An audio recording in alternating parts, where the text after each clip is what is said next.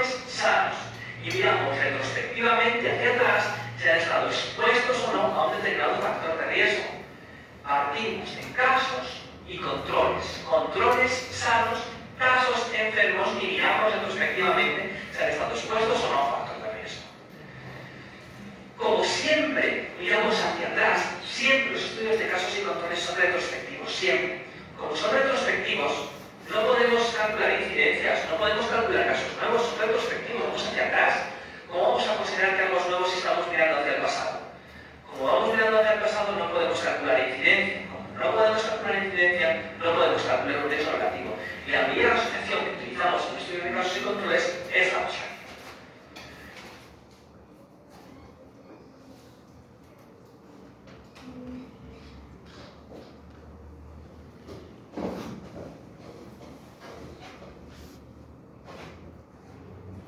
Muy importante, 4 veces repetida en el examen, 2000-2001, 4 veces y conceptualmente importante. ¿En qué circunstancia la ratio, razón de probabilidades, se aproxima al valor del riesgo relativo? 1.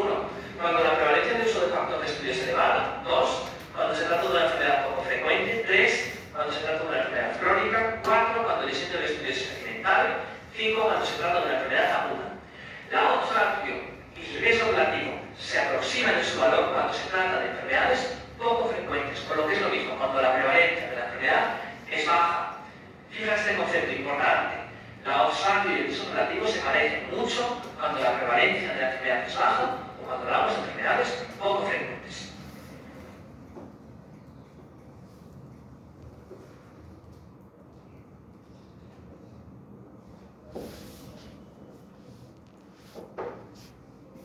Y 2007-2008. ¿Cuál de los siguientes estudios se corresponde con el diseño de un estudio de casos y controles?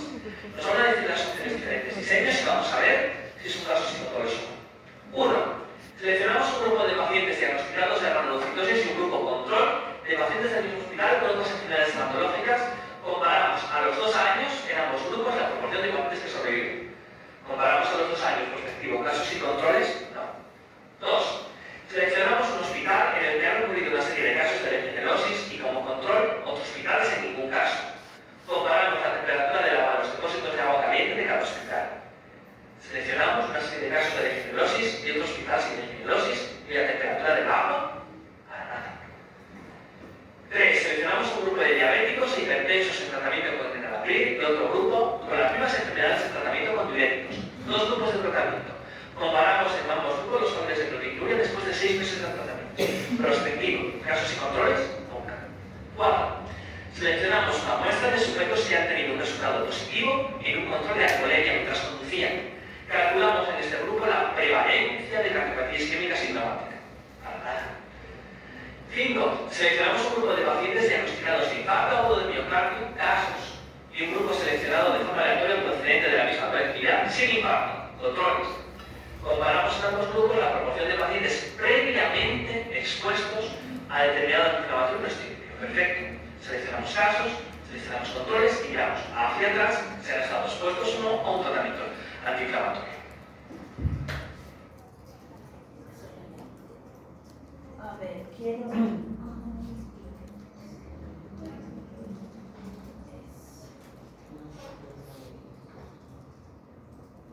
Solamente quiero que nos detengamos un ratito en porque podemos identificar en los denunciados algunos tipos de estudios, ¿no es cierto? Por ejemplo, en seleccionamos una muestra de sujetos que han tenido un resultado positivo en un control de alcoholemia menos conducción. Calculamos en este grupo la prevalencia de cardiopatía isquémica sintomática. Un poco lo que podríamos nosotros pensar es de que en este caso es un estudio transversal o de prevalencia, ¿no es cierto? Y por ejemplo en el otro seleccionamos un grupo de pacientes diabéticos e hipertensos con tratamiento con enalapril y otro grupo con las mismas enfermedades en tratamiento con diurético. Luego comparamos los 2 grupos, los valores de proteinuria después de 6 meses de tratamiento. ¿Qué tipo de estudio sería este? Después de 6 meses. ¿Cuál?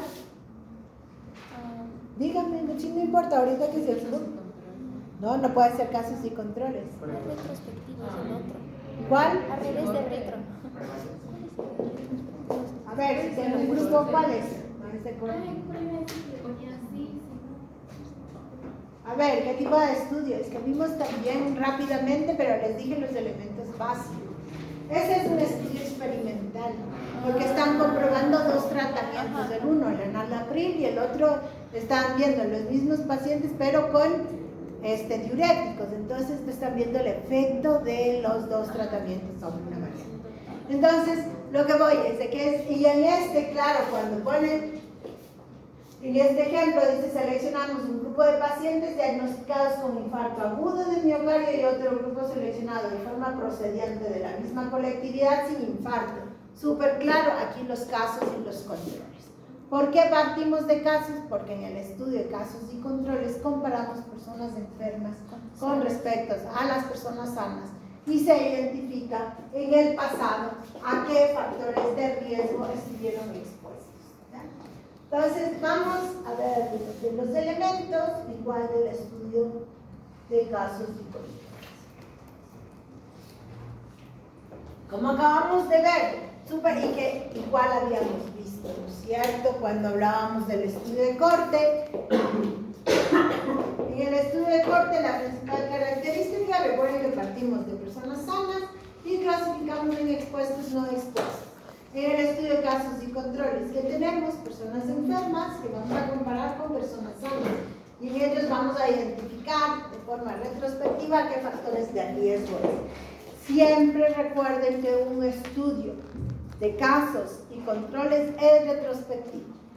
¿Cómo se llama? Un estudio de corte siempre va a ser prospectivo, que sea una corte histórica, pero recuerden que siempre tiene direccionalidad hacia adelante. Y por eso siempre vamos a sacar en el estudio de casos de corte, vamos a sacar incidencias y por lo tanto podemos sacar riesgos relativos. Y en cambio en el estudio de casos y controles, como no estamos trabajando con incidencia, estamos trabajando con prevalencias y por lo tanto no podemos calcular como medida de asociación el riesgo relativo y tenemos que calcular lo que se conoce como el odds variance, o como la razón de productos cruzados o como la razón de momios que también se conoce. ¿De acuerdo? Esos son como los elementos más importantes. Cuando ustedes leen y están comparando dos grupos entre enfermos, que son casos y controles, siempre va a ser casos y controles. Si yo estoy partiendo de personas sanas y clasifico en expuestos, no expuestos, siempre va a ser una corte. ¿De acuerdo? Súper importante en estos aspectos identificar con claridad qué tipo de estudios es, como en el video que acabamos de ver. Algunos elementos, generalidades que es importante recordar que John Snow, que es el padre de la epidemiología, ¿no es cierto? Ya habíamos visto por qué era el padre de la epidemiología. ¿Quién se acuerda? Era porque descubrió que el cólera se dio por estar consumiendo agua contaminada. Sí, correcto, pero lo más importante del estudio, ya más que el método, bueno, el método experimental, pero lo que definió son los pasos de la investigación epidemiológica, ¿no es cierto? Es decir, partimos de la observación, la formulación de una hipótesis y la comprobación de la hipótesis. Por eso se le conoce a John Snow como el padre de la epidemiología. Pero también es quien va a ser de forma empírica la primera persona que hizo un estudio de casos y controles. ¿Por qué? Si vamos a retomar lo que va a decir su compañero, lo que él trató de comprobar era por qué se producía el cólera e identificó que el cólera se transmitía a través del agua. ¿Cómo se hizo? Identificó los casos, las personas que habían enfermado, que eran básicamente las personas que estaban en la parte baja del río, ¿no es cierto? Y se comparó con las personas que no habían enfermado, que eran las personas que estaban en la parte alta del río, ¿no es cierto? E identificó que justamente las personas que enfermaron eran porque consumían agua contaminada. ¿Ya? Entonces es en realidad el padre de la epidemiología también por esta razón. Lenin Clayton en 1926 van a hacer un reporte sobre los factores reproductivos de cáncer de mama, ¿cierto? ¿Quiénes serían los casos? Las mujeres que tienen cáncer de mama. ¿Quiénes serían los controles? Las mujeres que no tuvieron cáncer de mama, y efectivamente se indagó qué factores de riesgo estuvieron expuestos. ¿De acuerdo? Sin embargo, es recién a partir de los años 50 que ya se le reconoce como un estudio epidemiológico, ¿no? A partir de los estudios de Corpel y de Mandel y Hansen, quienes van a proporcionar las bases metodológicas y estadísticas, es decir, del análisis de los datos de los estudios de casos y controles. Inclusive tenemos algunas pruebas de estadísticas que llevan su nombre. Por ejemplo, la prueba de Mandel y Hansen, que es como una prueba de chi cuadrado. Ustedes ya saben de lo que se trata, así que es igual para comprobar hipótesis causales. Luego también tenemos que el estudio de casos y controles han aportado al conocimiento médico, especialmente porque es mucho más fácil. Ya hemos hablado de que no necesitamos seguimiento, ¿no es cierto? ¿Por qué no se necesita seguimiento? Porque ya partimos de personas enfermas y comparamos con casos, entonces no necesitamos hacer seguimiento, no van a haber pérdidas y abandonos, algunas otras características que ya vamos a ver alrededor del estudio de casos y controles. Como no hay seguimiento, va a ser más barato, más rápido. Por esa razón es que muchos de los estudios y conocimiento médico que tenemos actualmente se basan en estudios de casos y controles, más que los estudios de corte. Ya sabemos igualmente por qué.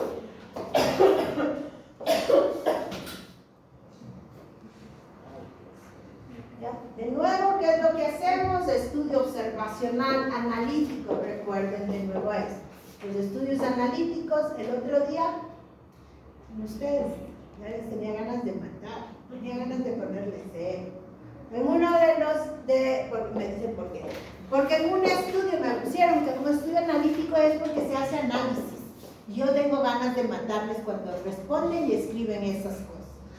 Porque además siempre leo las cosas que ustedes escriben. Me moro, pero siempre reviso todos los trabajos de ustedes. Entonces, no me digan que un transversal, ¿no es cierto? Es un transversal y es también un analítico.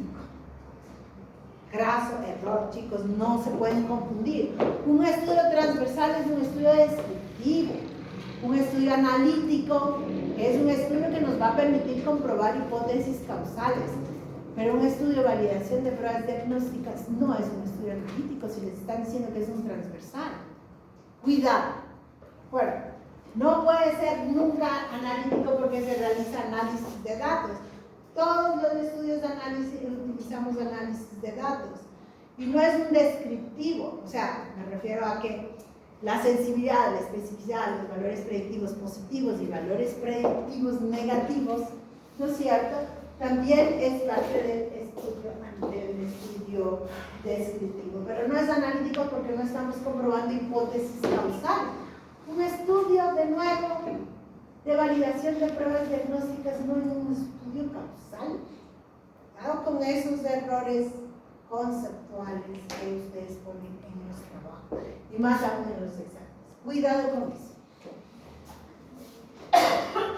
Ok, entonces, estudio observacional analítico de casos y controles porque nos va a permitir comprobar hipótesis causales. Ya vamos a ver que tienen algunas limitaciones del estudio de casos y controles. De nuevo, tenemos los casos, comparamos con los controles, vamos a ver de forma retrospectiva a qué factores de riesgo estuvieron expuestos. ¿No es cierto? Típico estudio, malformaciones sí, malformaciones no, que son los controles. Y vamos a ver a qué factores de riesgo estuvieron expuestas las madres durante el embarazo. Y ahí podemos ver diferentes factores de riesgo. Podemos ver, por ejemplo, si la madre estuvo expuesta a ¿qué se llama esto? Intoxicación, por ejemplo, si estuvo expuesta a plaguicida, si hay consumo de alcohol, si es riesgo de alcohol, tabaco, drogas, que pueden haber causado las malformaciones. Podemos ver si es que estuvo expuesto al consumo de medicamentos, por ejemplo, las benzodiazepinas. Es decir, podemos ver una serie de factores de riesgo. Y eso también es una diferencia, ¿Por qué? Porque recuerden que en un estudio de corte, ¿cierto? Vamos a tener un factor de riesgo y varios efectos. Aquí en cambio al contrario, vamos a tener una sola enfermedad, pero podemos estudiar varios factores de riesgo.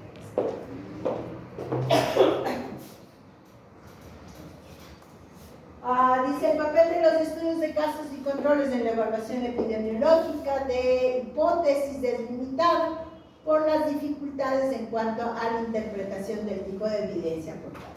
Recuerden que habíamos visto una tablita, ¿no es cierto? Les había dicho del nivel de evidencia, ¿no es cierto? Del nivel de evidencia que tenemos como una pirámide, donde en la parte inferior que vamos a tener los estudios, por ejemplo, la serie de casos, luego vamos a tener en la base, vamos a tener los estudios descriptivos, ¿sí? Después de los descriptivos vamos a tener los de casos y controles, luego vamos a tener las cortes, ¿no es cierto? Y luego podemos nosotros tener los ensayos clínicos controlados. Y luego tenemos las revisiones sistemáticas. Más o menos eso es el nivel de evidencia que tienen los diferentes estudios. Entonces, el estudio de casos y controles tiene menor evidencia que los de estudios de corte, porque obviamente, de nuevo, partimos de personas enfermas, comparamos con personas sanas y vemos en el pasado qué factores de riesgo. Diferente, ¿no es cierto? Además, tenemos en algunas ocasiones que digamos que no podemos conocer en realidad cuáles fueron el nivel de exposición. ¿Por qué? Porque de nuevo estamos recuperando información del pasado. ¿Qué pasaba con los estudios de corte? Siempre partimos de personas sanas, clasificamos en expuestos, no expuestos, y por lo tanto podemos indagar y estar seguro que este factor de riesgo fue el causante de la enfermedad. Tenemos nosotros medidas repetidas, medidas actualizadas, tanto de la exposición como del factor de riesgo. Por eso es que tienen mejor nivel de evidencia los estudios de corte frente a los estudios de casos y controles. ¿De acuerdo? Dice, allá vamos a considerar que siempre va a haber una población base de donde van a partir tanto los casos, ¿no es cierto? Y en donde vamos a hacer un muestreo, es decir, muestreamos entre las personas en riesgo para obtener los controles. Vamos a suponer que tengo yo acá lo mismo, vamos a ver la exposición a plaguicidas, ¿no es cierto?, como factor de riesgo para malformaciones. Para este estudio se me ocurre a mí hacer en Cayambe. ¿Por qué vamos a hacer en Cayambe? ¿Por qué? Porque tenemos la mayor cantidad de florícolas. Y generalmente las mujeres son las que están a cargo de la poda de las flores, etc. ¿Ya? Entonces son las que más exposición pueden tener. Entonces yo puedo tomar fácilmente en el hospital, ¿no es cierto?, a todos los niños que tuvieron malformaciones congénitas. O puedo tener de Cayambe todos los niños con malformaciones congénitas. ¿No es cierto? Fácil, siempre. Lo más fácil en el estudio de casos controles es seleccionar a los casos. ¿Sí? ¿De acuerdo? ¿Qué es lo más complicado? Van a ser seleccionar a los controles.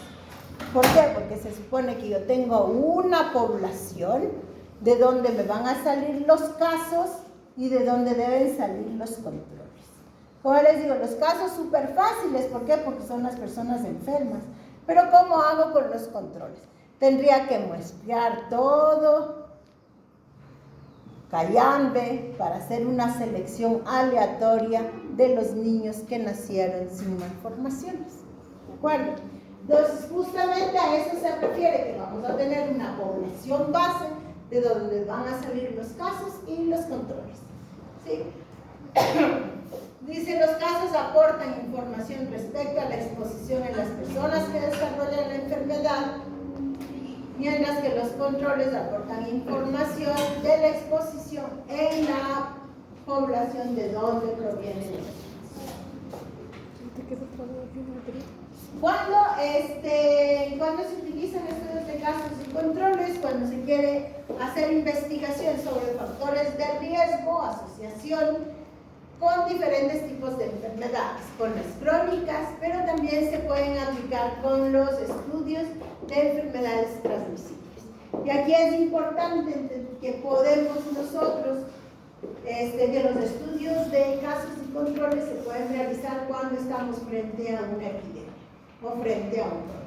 ¿Por qué? Porque vamos a seleccionar a las personas enfermas, ¿no es cierto? Y vamos a ver con las personas sanas e indagar, ¿no es cierto?, cuál fue el factor de riesgo. Por ejemplo, hay un brote de salmonelosis en una escuela. Yo puedo coger los casos, que son los niños que tuvieron salmonelosis. Gracias. Y los controles de los niños sin salmonelosis, y voy a indagar qué factores de riesgo estuvieron expuestos. Si fueron los alimentos, si fue la preparación, si fue el agua contaminada. Es decir, yo puedo ver diferentes factores de riesgo de por qué presentaron salmonelosis los niños. Por eso es un típico estudio de brotes o epidemias, siempre va a ser un caso control. Pero también podemos utilizar para las intervenciones, la evaluación de intervenciones o de programas. Casos, en este caso, los casos serían los que tuvieron la intervención, los controles, los que no tuvieron. Como les dije, las ventajas son más baratos, son más rápidos, se obtienen todos los casos que aparecen en una población teórica, lo que les mencionaba aquí. Yo puedo coger en Cayambe todos los niños con malformaciones. ¿Sí? Todos los niños que hay y que nacieron en un momento determinado. No es necesario realizar seguimiento, por lo tanto no van a haber ni pérdidas ni abandonos, son más sencillos. Recuerden lo que habíamos visto, que en los estudios de corte necesitábamos hacer varias mediciones durante el desarrollo de la investigación para poder actualizar tanto la exposición como el resultado. ¿No es cierto? En cambio, en nuestro casos y controles no necesitamos hacerlo. ¿No es cierto? Entonces, por eso es que van a ser más sencillos. Y además son útiles en enfermedades raras o con largos periodos de latencia. Recuerden que, al contrario, en un estudio de casos y controles, era más común para hacer exposiciones, estudios de exposiciones poco frecuentes. Aquí, en cambio, los de casos y controles van a ser enfermedades poco frecuentes. De nuevo, ¿por qué? Porque yo en los casos puedo coger a todos los casos. Yo puedo tener además un caso por un control. A eso se conoce en nuestro de casos controles pareados. Entonces yo cojo una persona con características similares, tanto en los casos como en los controles. ¿Cuál es la única diferencia que deben tener los casos y los controles? La única diferencia debe ser que no tengan la enfermedad. Entonces, si yo cojo una persona de 25 años, un caso, una mujer de 25 años, un control tiene que ser igualmente una mujer de 25 años. ¿Ya? Sin embargo, cuando tenemos estos casos con enfermedades raras o poco frecuentes, o lo que decía, con prevalencias bajas, ¿no es cierto? Yo puedo tomar un caso por cada 2 controles, o puedo tomar un caso hasta por cada 3 controles. Quiere decir que yo voy a aumentar la validez del estudio cuando aumento el número de controles, si es que la enfermedad es poco frecuente. Entonces vamos a tener, si yo tengo, vamos a decir, 60 individuos enfermos, yo puedo tener 60, acá uno por cada, pero también puedo tener 120, o puedo tener 180 por cada caso. ¿De acuerdo? Entonces voy a aumentar. Eso lo que me aumenta es la validez del estudio casos y controles. Como no puedo aumentar los casos, no puedo aumentar los controles.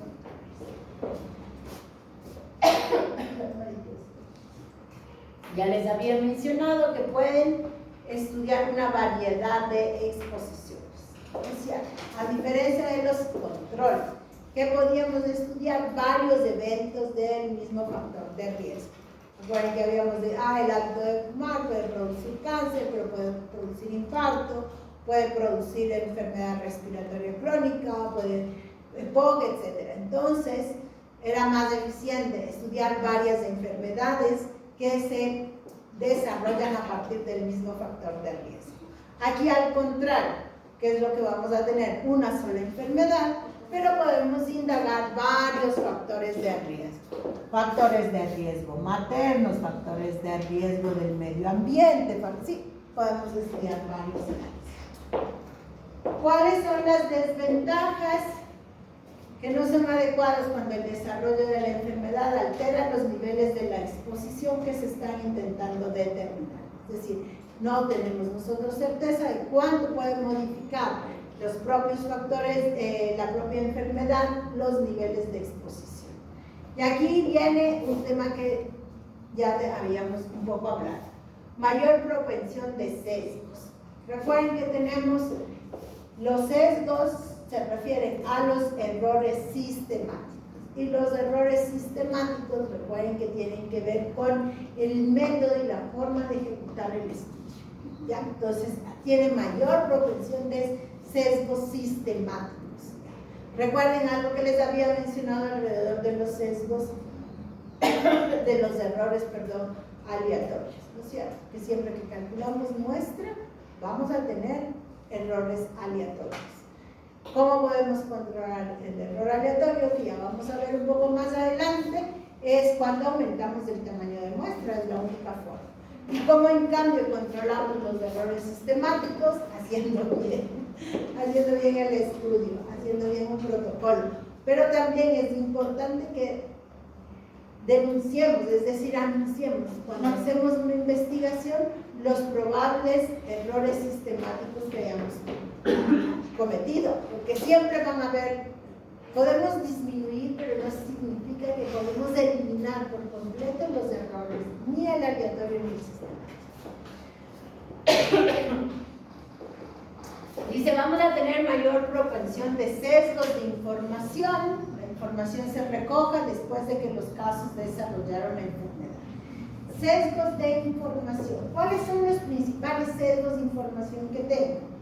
Un sesgo de información, por ejemplo, son los sesgos de memoria, es decir, que las personas no recuerdan con claridad a qué factores de riesgo estuvieron expuestos o qué pasó en el pasado.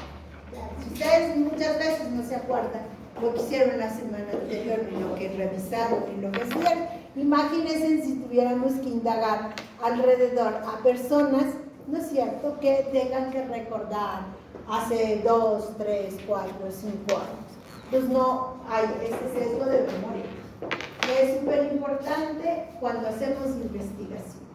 Por eso recolectar. Por ejemplo, si es que queremos nosotros saber cuáles fueron los defectos que tuvieron durante la pandemia, ya pueden sobreestimar o pueden subestimar lo que en este momento perciben las personas, que es totalmente diferente lo que pasó en el 2020.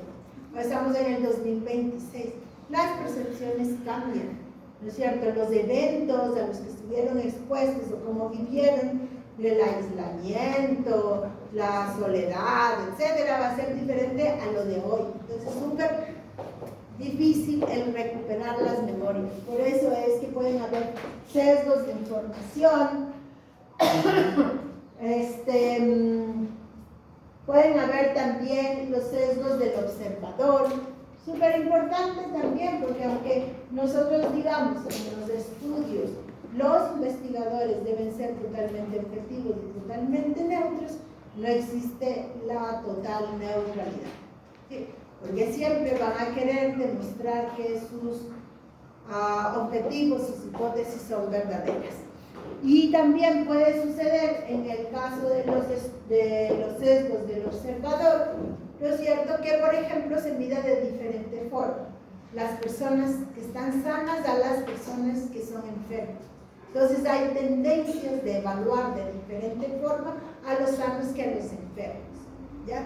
Hay, por ejemplo, sesgos de publicación, o sea, hay una serie de sesgos nuevos que se refieren a estos errores sistemáticos, de cómo se recolectó la información, de cómo se realizó la recolección de los datos, cómo el observador hizo las mediciones, etcétera, que finalmente van a influir más en un estudio de casos controles que en un estudio de corte. Ya les había mencionado que, bueno, solamente se estudia en la enfermedad, que no podemos obtener incidencia sino prevalencia y por eso no podemos obtener riesgos relativos y que tenemos que obtener el odds ratio. Y de nuevo no es posible actualizar las medidas de exposición o a través de las medidas recurrentes. En relación a la planificación y diseño, importante definir cuál es la población base. Recuerden que de esta población base van a surgir los casos y los controles. Entonces debe ser súper concreta en cuanto a la edad, a la procedencia, al sexo. Es decir, debemos definir con claridad cuál va a ser mi población base. Debemos definir también criterios de inclusión y exclusión que se van a aplicar tanto a los casos como a los controles. Recuerden que la única diferencia entre los casos y los controles, ¿qué es la enfermedad? Bueno, la población base corresponde a la corte teórica de la que van a proceder los casos y los controles. Como les había puesto el ejemplo de Cayambe, en Cayambe van a surgir los casos, que son los niños con las malformaciones, y también los controles, que van a ser los niños sin malformaciones.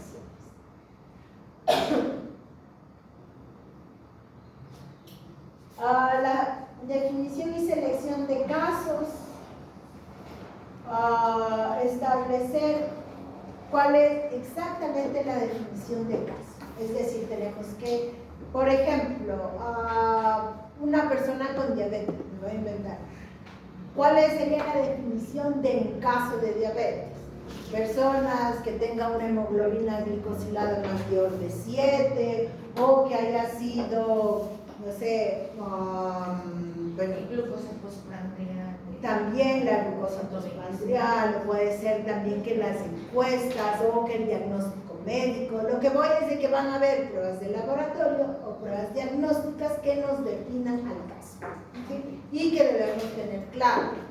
Pueden ser también a partir de la historia clínica, puede ser a través de las encuestas, etc. Súper importante, aquí hay dos tipos de estudios de casos y controles, el uno con casos incidentes y el otro con casos prevalentes. Ojo, una cosa es que los casos sean incidentes o sean casos prevalentes. Nunca es que estamos calculando incidencia, por favor, chicos, porque siempre partimos de personas que están enfermas. ¿Qué significa con casos incidentes? Vamos de nuevo con el tema de malformaciones. Yo voy al hospital Clínico Obstétrico y Cintra y voy a tomar todos los casos nuevos que se presenten de malformaciones, desde enero, febrero, marzo hasta julio. Eso significa que estoy trabajando con casos incidentes. Casos, ¿no es cierto?, de las mujeres que a medida que van durante estos meses voy a tomar todos los que hayan nacido con algún tipo de malformación, cualquiera. Ese sería casos incidentes. Casos prevalentes, en cambio, cojo todos los casos de malformaciones que han habido durante el 2025. ¿De acuerdo? Casos prevalentes. Hoy tomo todos los casos que se presentaron durante el 2025.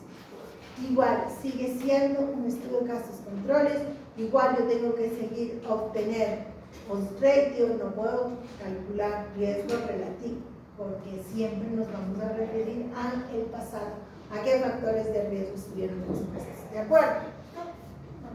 Incidentes yo tengo que ajustar la fecha más que en prevalentes, porque es igual el anterior año es desde enero hasta mayo, por ejemplo, que sería incidente. Pero también si le tomo todo el año y es prevalente. Es que los incidentes son los casos que se van a presentar durante cada mes, en enero, en febrero del 2026, hasta julio del 2026. Esos son casos incidentes. ¿Cuáles son los casos prevalentes? Todos los niños que nacieron con malformaciones en el 2025. ¿De acuerdo? Ahí está. Ya esto, ¿qué otra cosa? Ya lo que les decía, casos prevalentes y casos incidentes. Ya. Esto es importante. Los estudios de casos y controles con casos prevalentes son similares a los estudios transversales. Ojo aquí. Recuerden, ¿y qué es lo que le diferencia al estudio transversal? Es que recuerden que en el estudio transversal generalmente tenemos una sola muestra. Y que en los estudios analíticos, como el de casos y controles, necesitamos tener dos muestras. Es decir, calcular la muestra de casos y una muestra de controles. Es decir, el número de participantes, debo calcular cuántos van a ser casos y cuántos van a ser controles. ¿De dónde salieron los 60 o de dónde salieron los 180? Es decir, yo tengo que calcular y voy a tener dos poblaciones para comparar. Los estudios transversales son parecidos en el sentido en que yo puedo tener una muestra y hacer una encuesta entre el efecto y el factor de riesgo ese mismo momento. ¿Sí? Digamos, en eso puede ser parecido al caso psicológico. ¿Cuál es la diferencia más importante? Es que yo tengo dos grupos para comparar en el estudio de casos psicológicos. En el transversal, solo una sola muestra. ¿Cuál es una alternativa de los casos? Este es súper importante porque muchos de los estudios de casos y controles se hacen con casos hospitalarios. Y por lo tanto, luego ya vamos a ver que vamos a tener controles hospitalarios.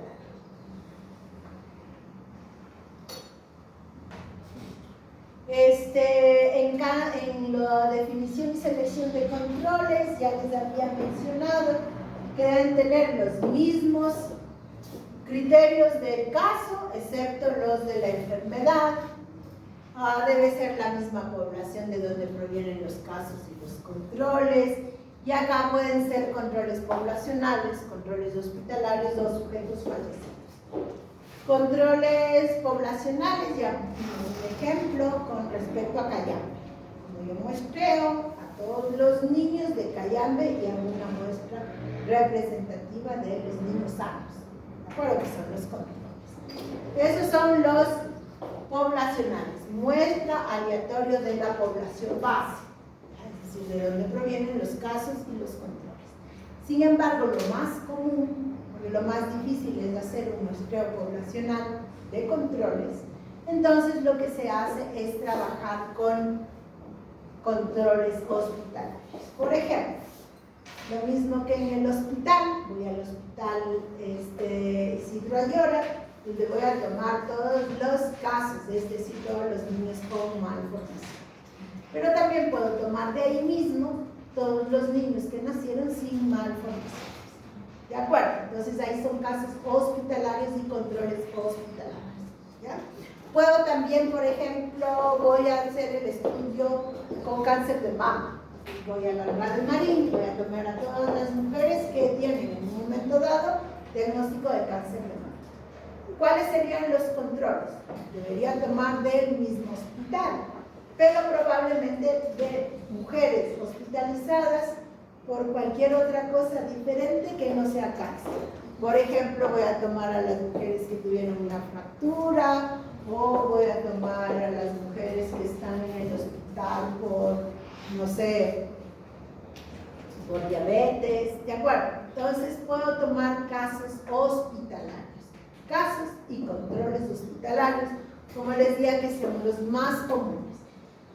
Pero no había un entrecruzamiento de estudios, por ejemplo, si me dice que puedo tomar un control del hospital y qué tal que la persona que está haciendo el control tiene cáncer de seno. Ya, pero yo ya les acabo de decir, de acuerdo que les acabo de decir, que deben tener los controles las mismas características excepto la enfermedad.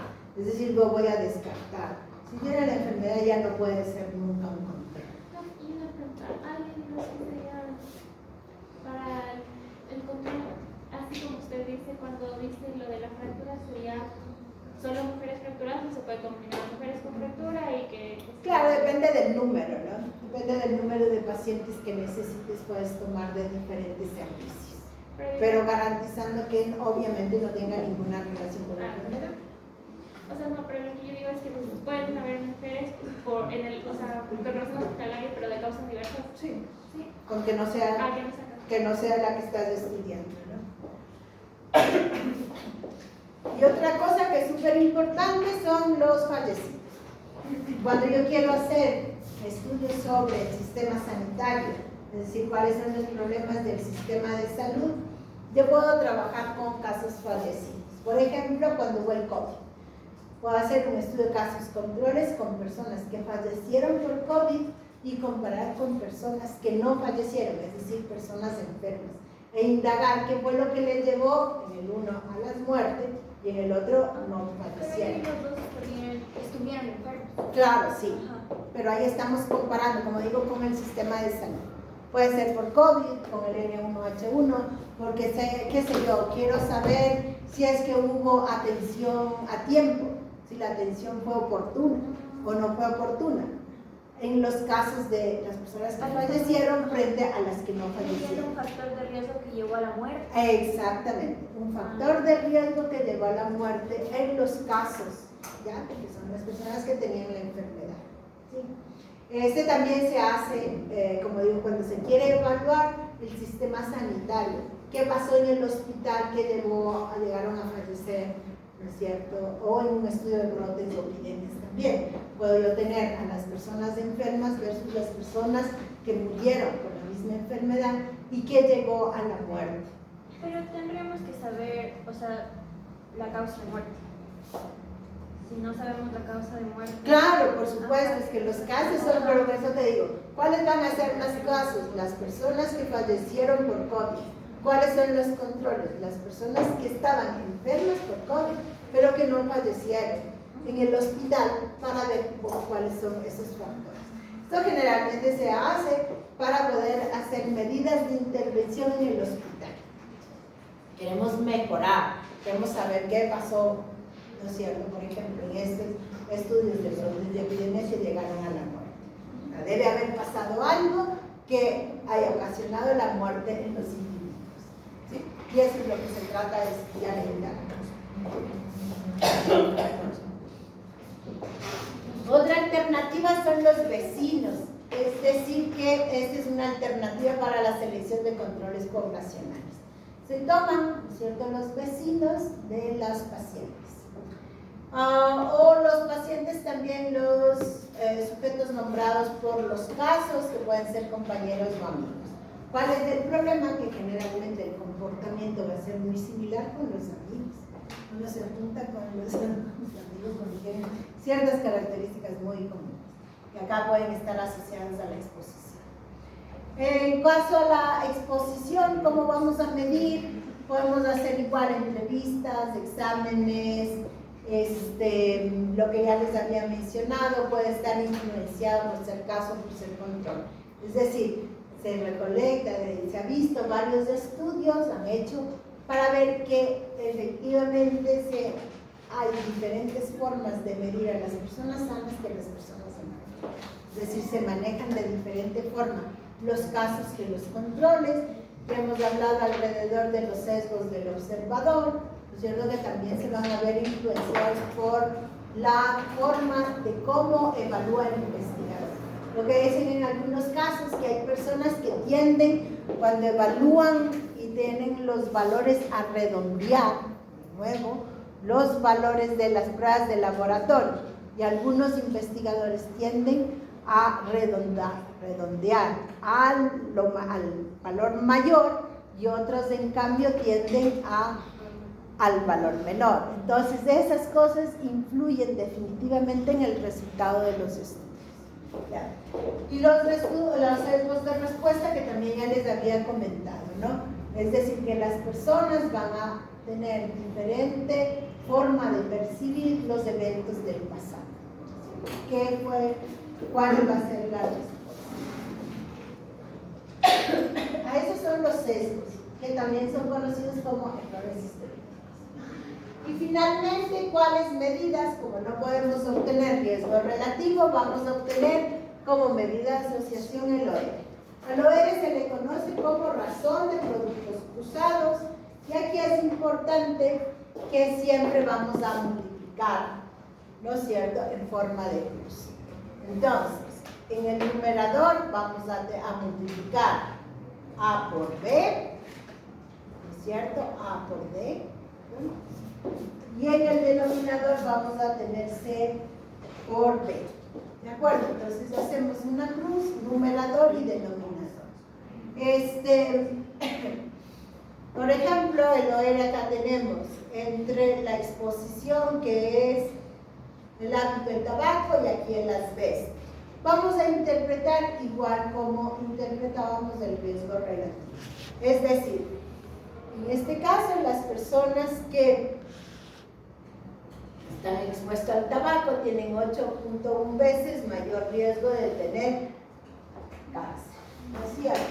Y en cambio, en el siguiente, que es lo que vamos a tener con respecto al asbesto, ¿no es cierto? 1.2 veces más riesgo.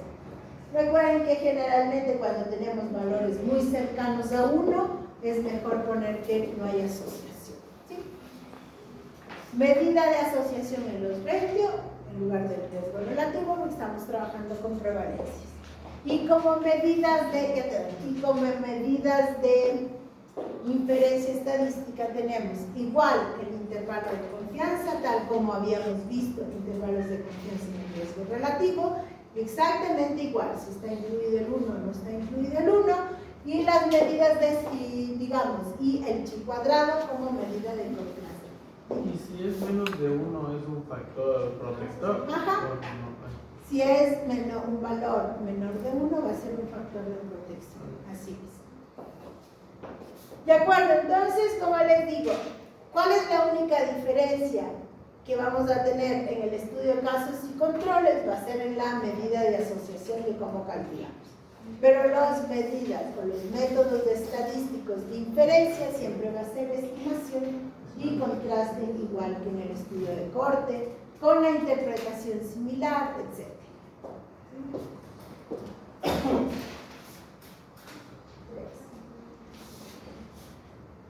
Para que se despierten, vamos a dejar 5 minutos.